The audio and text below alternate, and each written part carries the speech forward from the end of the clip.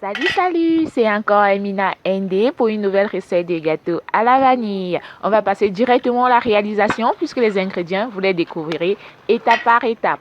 Dans notre bol, on va ajouter 6 œufs. Et rappelons que pour ces 6 œufs, on va ajouter juste 3 jaunes d'œufs et garder le blanc de 3 œufs de côté afin de rendre à la fin de la cuisson, de la préparation, notre pâte plus homogène. Donc, on va mettre dans notre bol 6 œufs. Rappelons aussi qu'il s'agit d'un très gros gâteau ou alors de 2 petits gâteaux qu'on fera cuire dans 2 moules différents. Lorsqu'on a ajouté nos 6 œufs, on va ajouter une quantité proportionnelle à 400 g de beurre.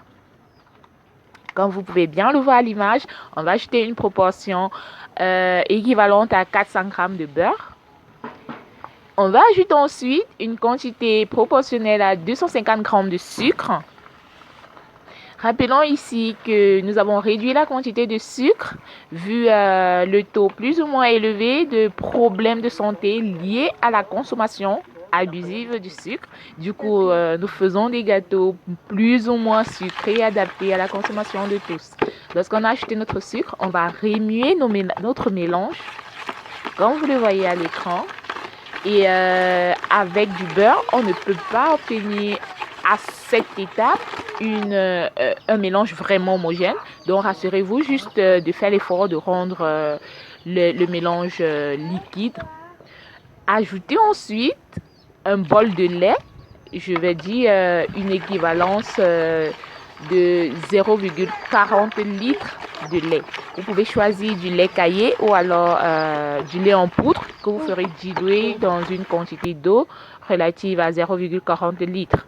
Lorsque le mélange est bien tourné, on va donc ajouter une quantité proportionnelle à demi-kilogramme de farine. Je vous l'ai dit au début, il s'agit d'un très gros gâteau ou alors de 2 petits gâteaux. On va donc remuer notre demi-kilo de farine ajoutée à nos ingrédients. On va bien remuer et cette fois-ci dans le but d'obtenir une pâte homogène. Entre-temps, notre assistante pour nous aider en battant des blancs à la neige. On remue donc notre pâte. Lorsqu'elle est prête, on va ajouter ces blancs d'œufs battus. Pas forcément la neige, hein, à chacun sa façon. Lorsqu'on a acheté notre blanc d'œuf, on va remuer maintenant et on constatera que la pâte deviendra plus légère, plus facile à manipuler. On va donc remuer de façon à obtenir cette homogénéité, cette onctuosité. Comme vous le voyez à l'image, la pâte elle est lisse, elle est homogène, elle est onctueuse. Sans pareil, sans fatigue, on va remuer. On va prendre tout le temps de remuer parce que la réussite du gâteau aussi dépend de cette étape. Rappelons l'étape précédente. Je l'ai dit, on ajoute le blanc d'œuf battu presque à la neige à notre pâte moulue.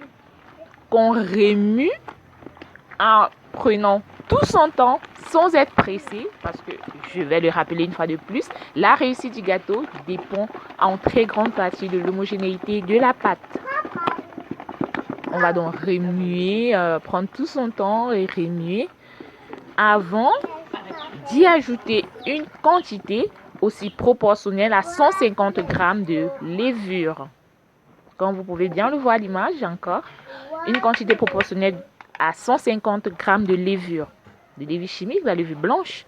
Moi, ce que j'utilise généralement, c'est des levures en boîte, les longues boîtes qui se vendent à 800, sans publicité, hein, je ne vais pas donner le nom de la marque, mais c'est très bon pour les pâtes, surtout pour les gâteaux. Lorsqu'on a acheté notre levure, qu'on remue aussi longtemps, on ajoute à la fin de la préparation une quantité relative d'arôme vanille. Puisque je l'ai dit au départ, il s'agit d'un gâteau à la vanille. Il s'agit d'une recette très facile, très simple et moins coûteuse. Lorsqu'on a augmenté notre arôme à la vanille, on remue.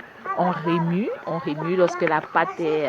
Lorsqu'on a la sensation que la vanille est bien incorporée, on va juste mettre notre pâte dans un moule lubrifié à l'avance.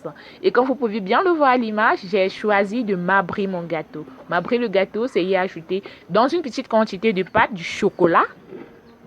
Bien remuer à ce que la pâte prenne toute cette couleur chocolatée et mettre dans notre moule. On peut choisir de faire un côté chocolat, un autre côté vanille ou alors mélanger comme moi.